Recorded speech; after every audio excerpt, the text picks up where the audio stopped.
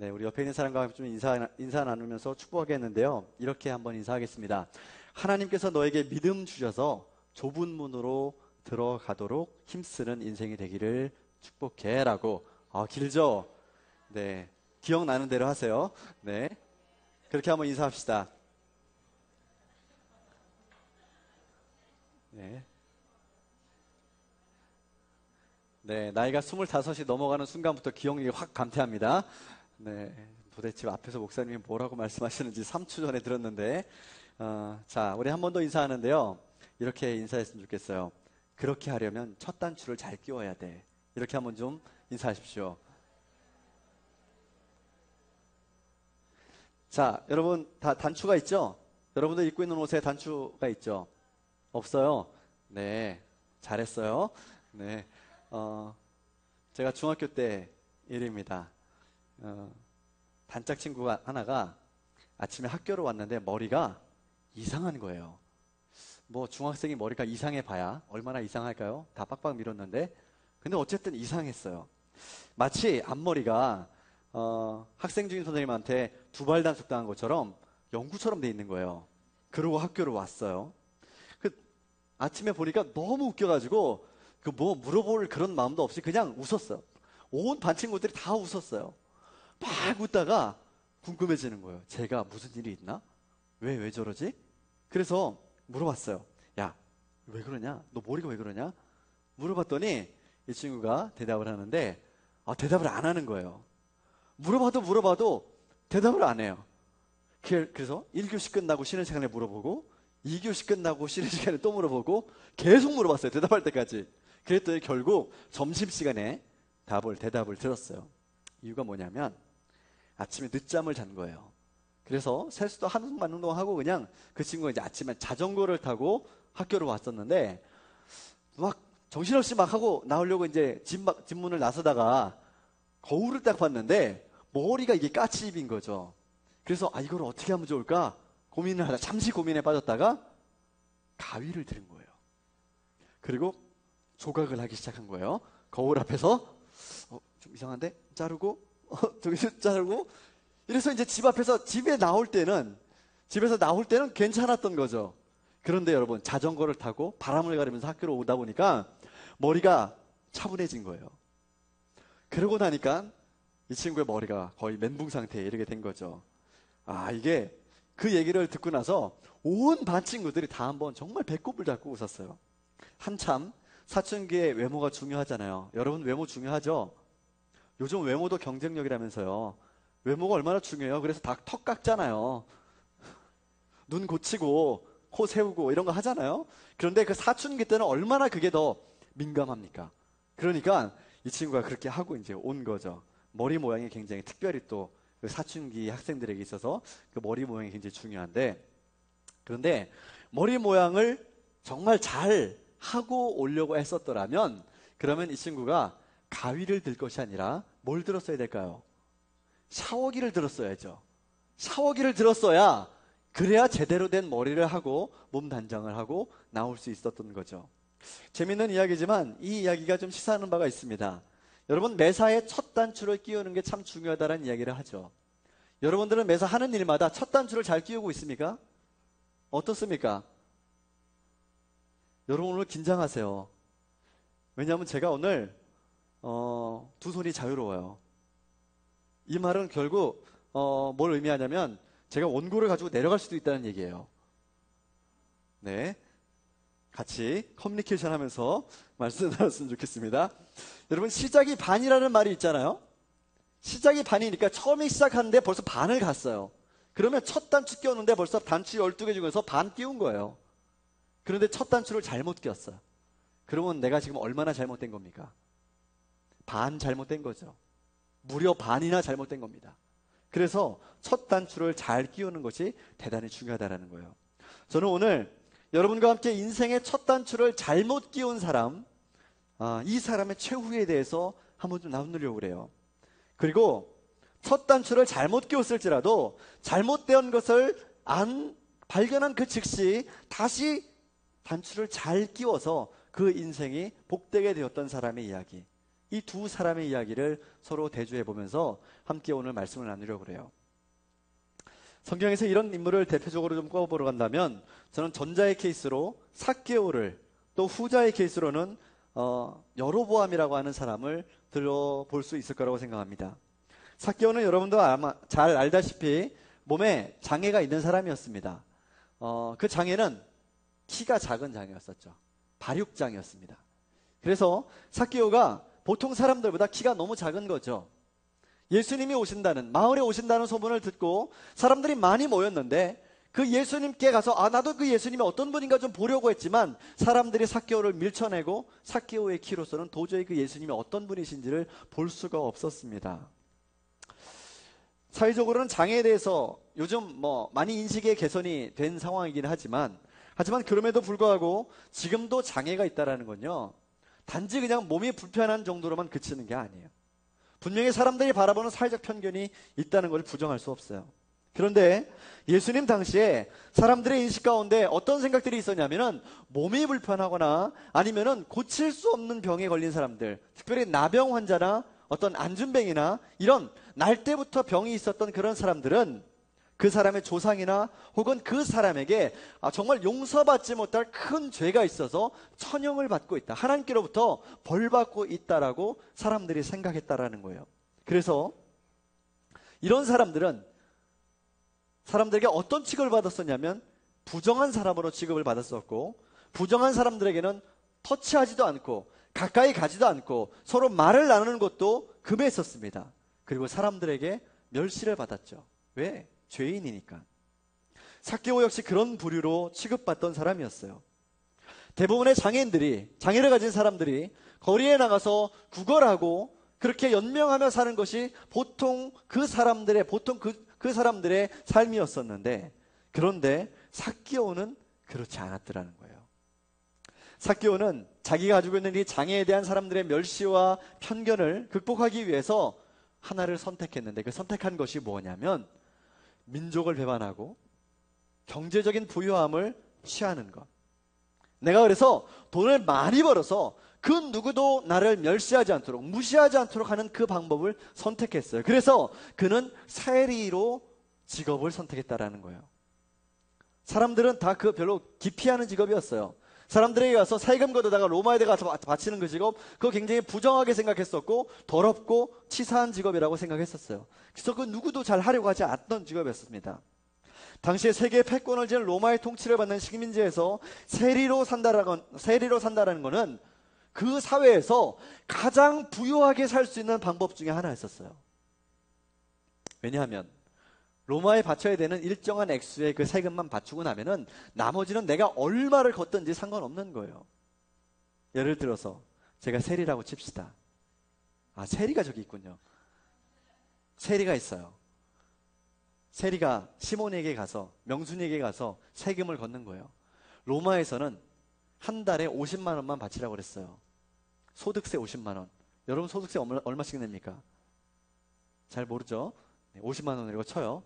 그런데 세리가 마음이, 명순이가 평소에 나한테 이렇게 따뜻한 시선으로 날 바라보지 않았었어. 그래서 명순이를 볼 때마다 안에서 분노가 치밀어 올라. 저걸 어떻게 내가 한번.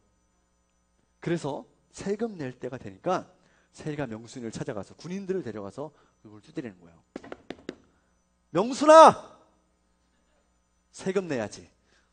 너 세금 150만 원 나왔어. 이렇게 거두는 겁니다. 그리고 50만 원을 로마에 보내고 100만 원은 누가? 세리가 갖는 거예요.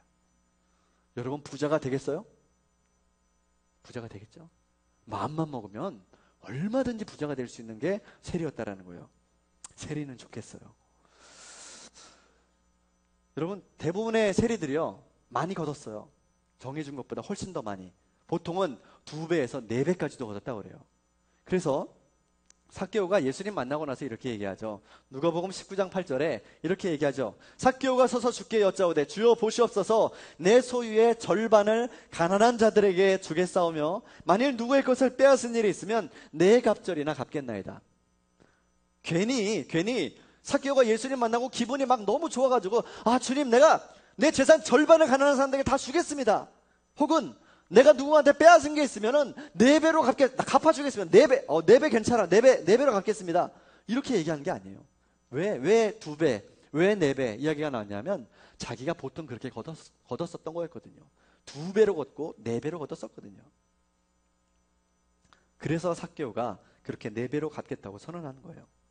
삭개오는 절망적인 삶의 조건 가운데서 사람들에게 당한 수모를 그들에게 고스란히 돌려주는 방법으로 세리를 선택했어요. 상황을 이해한다면 이 삭개오의 처지도 어느 정도 좀 이해가 되죠. 얼마나 그렇게 핍박당하고 얼마나 사람들에게 미움받고 멸시당했으면 오죽했으면 삭개오가 그랬을까. 그런데 상황을 이해한다면 이 삭개오의 처지는 이해가 되지만 하지만 그 삭개오가 그 방법을 이겨내려고 했던 그 선택한 방법은 이해할 수 없다라는 거예요. 용납할 수 없는 방법이었다라는 겁니다. 인생의 문제를 극복하는 첫 단추를 잘못 끼운 거죠. 그래서 경제적으로는 부유함을 누리고 사람들에게 내가 이제 이렇게 돈이 많으니까 무시당하면서 살지는 않겠구나라고 생각했는지는 모르겠지만 실제로 삭개오가 기대했었던 사람들의 시선, 사람들이 나를 이제는 그렇게 무시하지 않겠지라고 생각했었던 그런 기대는 전혀 삭개오에게 주어지지 않았어요. 사람들의 시선은 오히려 더 증오와 멸시에 가득 찬 눈으로 저 민족의 반역자, 배반자로 그렇게 낙인을 찍어서 삭개오와는 모든 관계를 다 단절했어요. 삭개오는 사람들 사이에서 악질 왕따가 되어버리고 말았습니다. 누가복음 19장 7절에 보면은 예수님이 삭개오의 집에 들어가시자 사람들이 수군거립니다. 뭐라고 얘기합니까? 저가 누구의 집에 들어간다고요? 죄인의 집에 유하러 들어갔다. 삭개오를 가리키는 말이 죄인이라는 거예요. 심지어는 그의 이름조차도 불러주지 않아요. 저건 죄인이야. 그냥 죄인이라고 부르는 겁니다. 사람들 사이에서는 이미 삭개오는 죄인이었고 잘못 끼운 단추의 결과는 죄인으로 낙인 찍힌 인생이 되어버리고 말았습니다. 그런데 예수님을 만나고 나서 삭개오는 잘못 채운 인생의 단추를 바로 잡아야겠다는 결단을 했고 돌이켰어요.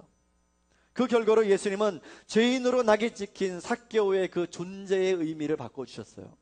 누가복음 19장 9절 함께 읽어봅시다. 시작.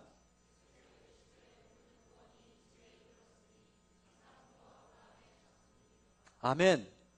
오늘 구원이 삭개오의 집에 이르렀으니 이 사람도 누구의 자손이라고요? 아브라함의 자손이다.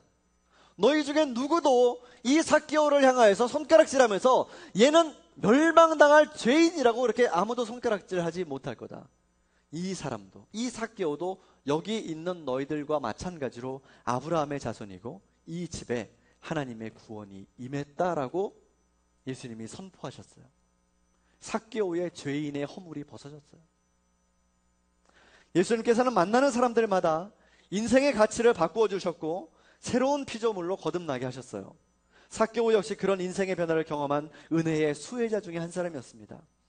자, 그런데 반대로 잘못 끼운 인생의 단추를 바로잡을 기회가 여러 번 주어졌음에도 불구하고 자기 소견에 오른 대로 자기 생각대로 고집 부리다가 계속 그거 붙잡고 가다가 자기 그 한 사람의 인생뿐만 아니라 민족을 패망에 이르게 했던 그런 한 사람의 이야기가 나오니 그 사람은 누군가 하면 구약의 열왕기상 12장에 나오는 여로보암이라고 하는 사람의 이야기예요. 여로보암은 솔로몬 왕 정권 말기에 등장했던 사람입니다. 솔로몬은 하나님께 많은 복을 받은 왕이었었죠. 여러분들은 솔로몬을 기억할 때 솔로몬은 어떤 사람으로 기억됩니까?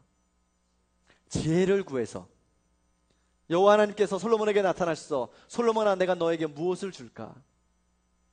그랬더니 솔로몬이 주님 내가 이 나라를 주님의 법도와 율례대로 다스릴 수 있도록 지혜를 주십시오라고 그렇게 구해서 이야 너 기특하다.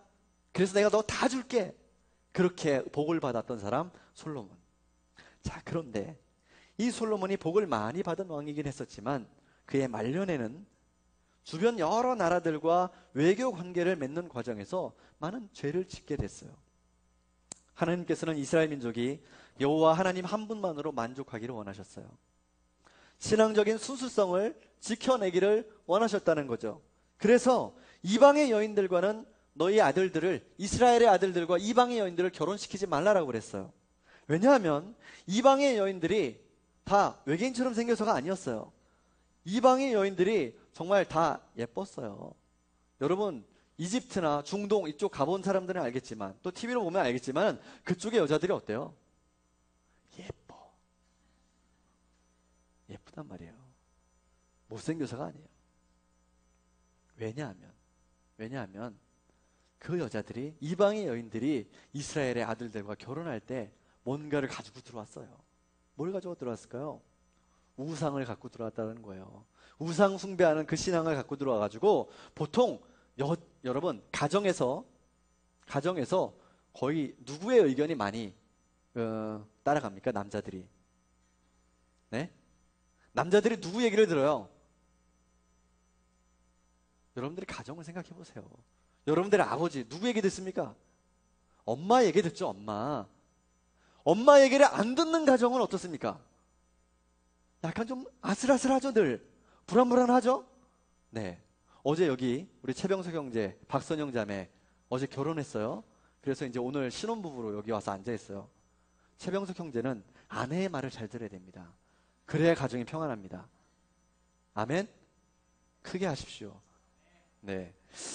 자, 그런데 이방 여인들하고 결혼하면은 그 우상을 데리고 들어왔단 말이에요. 그러면서 남자들이 다 그냥 여자들이 하는 대로 따라가는 거야. 왜? 여자들이 하는 대로 안 따라하면은 여자들이 자꾸 긁거든. 그래서 삶이 괴로워. 날마다 곤고해. 날마다 자꾸 집에 나가고 싶어. 그러니까 결국 어떻게 해야 돼요? 여자들이 하는 대로 따라가야 돼. 그런데 이스라엘의 가정들마다 하나님 믿는 신앙이, 여호와 하나님만 바라봤던 신앙이 이방에서 가지고 들어왔던 그 가증스러운 이방 우상 숭배들로 다 대체되었다라는 거예요. 그래서 하나님은 이 일을 굉장히 경계하셨었고요. 이 일에 대해서 굉장히 가증스럽고 분노하셨다라는 거예요. 근데 솔로몬의 외교 방법은 어떤 거였냐?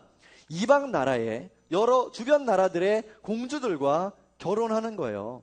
그래서 혼인으로 인해서, 결혼 관계를 통해서 그 두 나라 간의 관계를, 전쟁이 일어나지 않는 그런 평화의 관계를 유지하는 방법을 선택했다라는 거죠. 옛날에 나라들이 많이 했던 방법들이죠. 보통 일반적으로 하던 방법입니다. 자, 그렇게 하다 보니까 자연스레 이 이스라엘의 솔로몬의 궁정 안에는 수많은 후궁들이 차고 넘치게 되었어요. 다니다가 길거리에 궁전 안에서 걸어다니다가 발에 채이는 게 여자야. 근데 다 공주야. 그리고 그 공주들이 다 가지고 들어온 우상들이 얼마나 많은지, 그때부터 그 영향력들이요, 이스라엘의 일반 백성들에게도 다 흘러가는 거예요. 왕궁에서 그렇게 사람들이, 귀족들이, 왕족들이 집에다가 산당을 차려놓고 그렇게 제단을 차려놓고 거기서 우상 숭배하고 이렇게 하니까 그 영향력들이 일반 백성들에게 다 흘러갔어요. 이게 너무너무 보기에 매력적이었거든요. 왜 매력적이었냐면, 이방에서 가지고 들어온 그 신들은 이제 대부분 물질의 신이었어요. 물신이었어요. 물신. 날씨를 주관하는 바알, 아스타롯, 뭐 이런 신들이 대부분, 내가 열심히 그 신한테 빌면 그러면 그 신이 비 잘 내려줘서, 그래서 농사가 아주 풍년이 나게 해주는 그런 신들. 그러니까 유목민들이었다가 정착했는데 이 사람들이 농사를 지어보니까 이게 쉬운 일이 아니거든요. 그러니까 바알을 섬기고 아스타로스를 섬기고 하는 그 이방 숭배하는 게 얼마나 매력적으로 보였다는 거예요. 그러니까 이스라엘 백성들 사이에 다 만연하게 되었어요. 그런데 하나님께서 이 일을 그냥 보고 그냥 두지 않으셨다는 거예요. 다윗과 약속했어요. 하나님은, 야, 내가 네 후손들을 복되게 하겠다. 복에 복을 주겠다. 약속하셨어요. 그런데 이 다윗과의 약속 때문에 솔로몬 왕 당대에는 심판하지 않으셨지만, 그 이후로부터는, 솔로몬 이후로부터는 이스라엘의 분단의 역사가 시작된다라는 거예요. 남유다와 북이스라엘로 나라가 분열되고 패망의 역사가 시작돼요. 그 상황 속에서 하나님께서 여로보암에게 이런 제안을 하셨어요. 여로보암은 솔로몬의 신하에 있었던 이 느밧이라고 하는 사람의 아들이었었는데, 하루는 여로보암이 예루살렘 성에서 밖에 나가서 그 광야 가운데 있는데, 거기서 하나님의 선지자였던 아이야라고 하는 사람을 만나게 되었어요. 이 선지자 아이야를 보니까 이 사람이 새로 맞춘 예복을 입고 있는 거예요. 그 예복을 입고 이렇게 여로보암에게 다가오는데 주위를 둘러보니까 둘밖에 없어요. 아무도 없어. 그런데 갑자기 이 아히야가 옷을 찢는 거예요. 옷을 10조각을 찢어서 자기 찢은 옷 10조각을 이 여로보암에게 주면서 이런 얘기를 하는 거예요. 하나님께서 솔로몬의 손에서 10지파를 빼앗아서 너에게 주고 다윗과의 약속을 지키기 위해서는 솔로몬에게는 한 지파만 주겠다. 이 제안을 하시는 거예요. 여러분, 10지파를 여로보암에게 주고 한 지파는 솔로몬에게 주면 몇 지파가 남았습니까? 이스라엘 몇 지파입니까? 12지파죠. 근데 10지파와 한 지파만 줬어요. 그럼 나머지 한 지파는 어디 갔습니까? 그건 누가 가질까요? 내가 가질까요? 왜 그러냐면 사사기 마지막 부분에 보면 그 마지막 한 지파에 대한 이야기가 나와요. 베냐민 지파인데 베냐민 지파가 하도 기가 막힌 일이 한번 있어가지고 자기 동족들한테 다른 지파들한테 멸망당했어요. 뭐 그 얘기는 나중에 다시 한번 또 시간이 있으면 여러분과 다시 한번 좀 나누기로 하고, 그래서 이스라엘 남은 지파가 11지파가 남아있는데, 야, 네가 만약에 솔로몬이 그 아버지 다윗처럼 하나님께서 원하시는 길로 가지 않았고 하나님 앞에서 정직을 버리고 주님의 법도와 율례를 행하지 않았기 때문에 내가 이렇게 한다라고 하나님께서 아히야를 통해서 말씀하셨다라는 거예요. 그리고 여로보암을 택해서, 야, 여로보암, 네가 원하는 대로 네가 다스려서 이스라엘 위에 왕이 되게 해줄 테니까, 그런데 조건이 하나 있어. 그 조건은 뭐냐면 열왕기상 11장 38절 같이 읽어봅시다. 시작.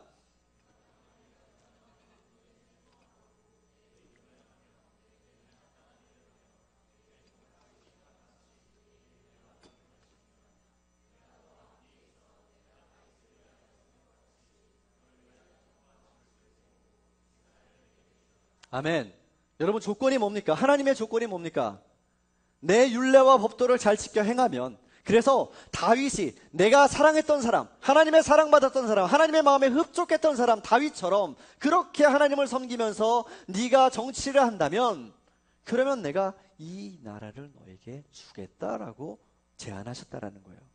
여로보암에게는요, 일생일대의 기회가 찾아왔어요. 여러분, 신하로 살다가, 특별히 신하의 아들로 살다가 내가 왕이 된다라고 하는 건요, 쿠데타를 일으키지 않는 이상 거의 불가능한 일이에요. 왜냐? 왕족은 어떻게 됩니까? 왕족에게 다시 물려주잖아요. 왕은 자기 아들을 왕으로 세우지 신하의 아들을 왕으로 절대 세우지 않잖아요. 그렇기 때문에 여로보암은 왕이 될 수 있는 절대절명의 아주 일생일대의 그런 기회가 찾아왔다라는 거예요. 그런데 이 사실을 안 솔로몬이 여로보암을 어떻게 했을까요? 죽이려고 했겠죠. 그래서 이 여로보암은 이 솔로몬을 피해서 이집트로 도망을 갔어요. 그리고 솔로몬이 죽자 솔로몬의 아들이었었던 르호보암이 왕이 됐습니다. 그런데 이 솔로몬의 아들인 르호보암은 약간 좀 뭐라 그럴까요? 똘끼가 충만했던 사람이었어요.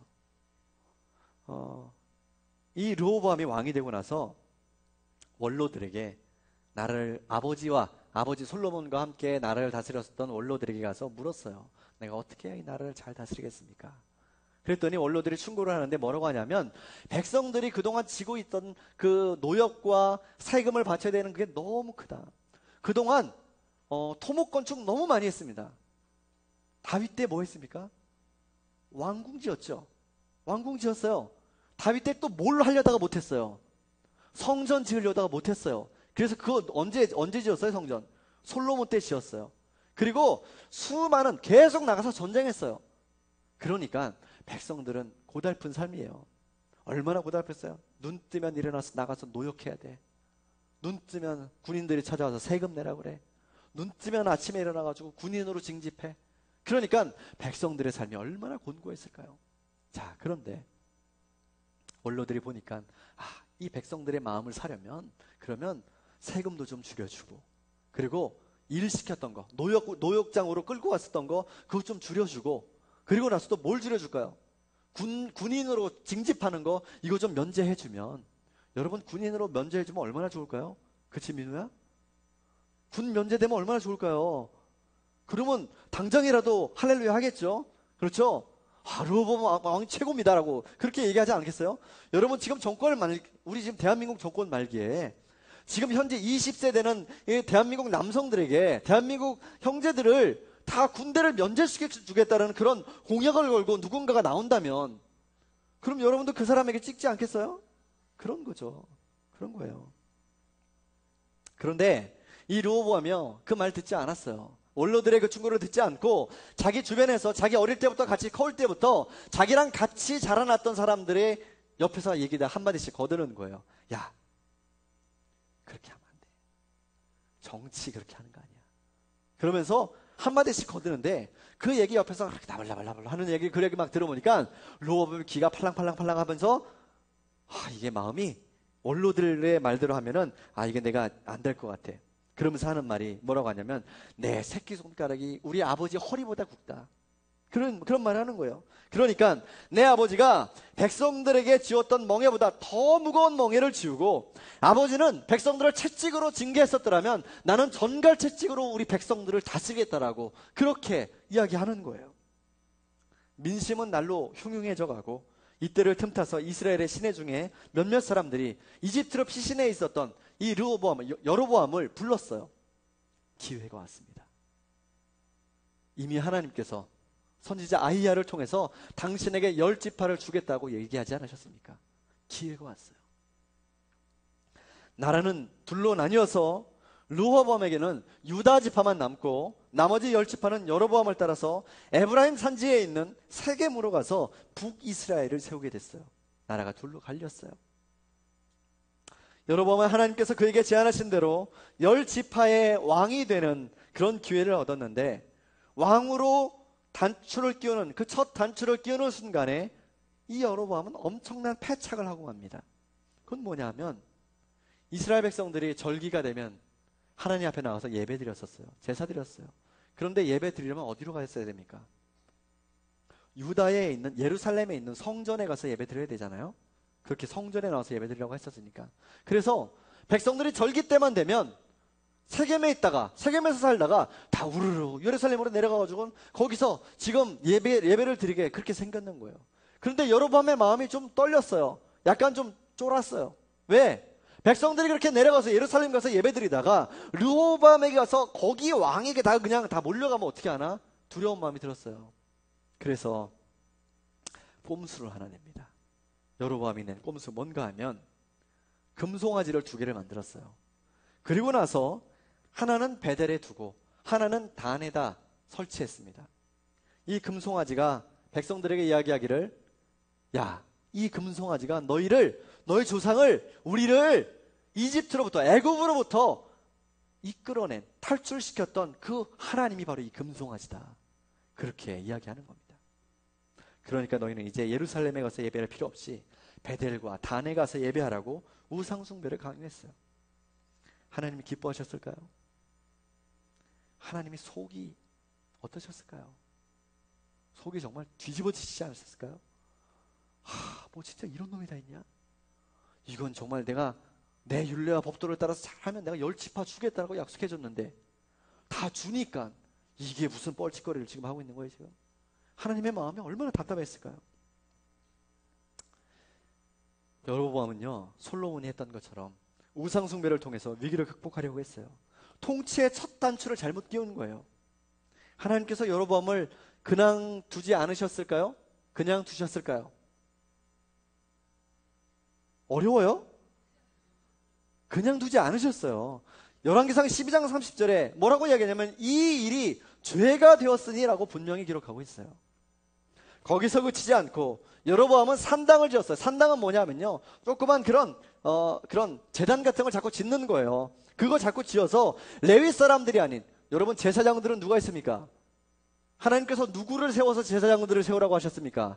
레위 자손들을 세워서 하나님의 교회를 섬기고 그리고 하나님께 예배하는 직무를 맡기지 않으셨습니까? 그런데 여로보암은 그렇게 산당들을 많이 지어놓고 거기다가 레위 지파가 아닌 보통 사람들, 보통 일반 백성들을 제사장으로 삼아서 세웠어요. 그리고 유다에서 예배하던 것과 비슷하게 유사 종교를 지금 만들고 있는 거예요. 절기도 비슷하게 만들었어요. 그리고 그 절기 때마다 자기도 백성들도 그 베델에 가서 거기서 금송아지 앞에 우상 숭배하는 거예요. 그 이후로부터 북이스라엘은요, 하나님을 떠나서 패망의 역사를 시작하는 거예요. 망해가는 거예요. 점점.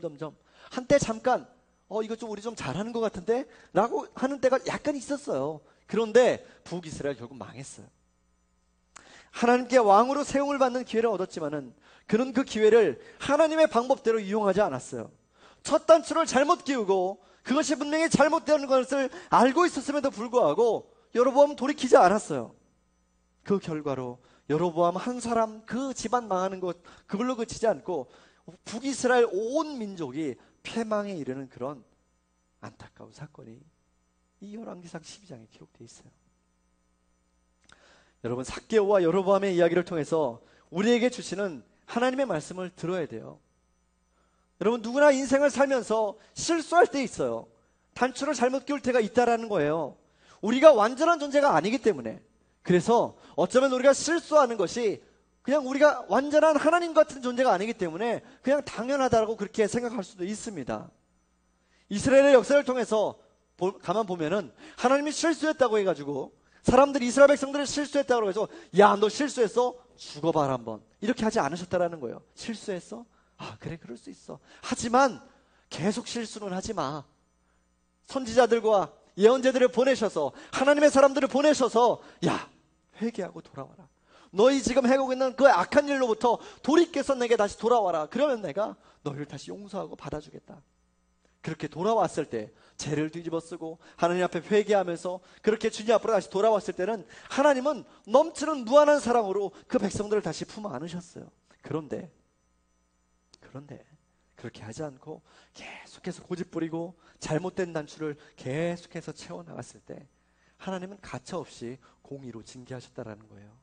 그 대상이 일개 백성이든 왕이든 그 누구도 그 하나님의 공의의 심판 앞에서는 피해갈 수가 없었어요. 우리는 어떻습니까? 보다 더 나은 삶을 꿈꾸면서 그 비전을 이루기 위해서 여러분들은 지금 어떻게 살고 있습니까? 하나님께서 원하시는 율례와 법도를 따라서 자신의 실수와 과오를 돌이키고 날마다 주님 앞에서 올바로 살아가려고 그렇게 몸부림치면서 살고 있습니까? 아니면 내 생각과 내 계획과 그 모든 내 인생의 스케줄 가운데서 하나님은 완전히 배제시키고 하나님은 그저 예배당에 나와서 예배할 때만 그때만 부르짖고 그때만 하나님 높임을 받으실 만한 분이시고 그때에만 하나님 영광 받으실 분이라고 그렇게 이야기하고 정말 정작 내 인생의 중요한 순간들을 살아가는 그때에는 하나님은 완전히 배제시키고 그렇게 살아가고 있지는 않습니까? 여러분, 깊이 진지하게 생각해 보십시오. 날마다 말씀 앞에 서는 것이 왜 중요합니까? 하나님의 뜻대로 살려고 애쓰는 것, 그저 입으로만 말하는 것으로 그치면 안 됩니다. 하나님의 뜻이 내 삶 속에 이루어지고 그 은혜 안에서 살기 위해서는 하나님이 어떤 분인지 먼저 알아야 되지 않겠습니까? 하나님의 뜻을 구하고 하나님이 내 삶에 어떤 일들을 이루기를 원하시는지 맨날 그거 구하지만 그거보다 먼저 하나님이 어떤 분인지를 먼저 알아야 된다는 거예요. 여러분들은 어떤 하나님만 생각하고 있어요? 하나님의 사랑의 하나님, 내가 무슨 일이든 해도 무슨 짓을 저질러도 나를 받아주시는 하나님, 그 하나님만 생각하십니까? 아니에요. 하나님은 공의의 하나님도 있어요. 내가 지은 죄, 내 모든 아주 소상한 죄악 하나하나까지도 다 소상하게 알고 계시는 하나님, 내 머리털 개수까지도 다 세고 계시는 하나님. 그래서 내가 어두움 가운데서 숨어서 범죄할 때도 나를 불꽃 같은 눈으로 바라보고 계시는 그 하나님도 계시다라는 거예요. 말씀을 묵상하지도 않고 기도도 하지 않으면서 어떻게 내 인생에 하나님의 생각과 방법에 따라서 사라지기를 기대할 수 있습니까? 하나님의 은혜와 복은 누리기를 원하지만은 정작 그 복을 주시는 하나님의 의중은 무시하는 그 태도와 삶의 자세들을 하나님께서 결코 기뻐하시지 않는다라는 거예요.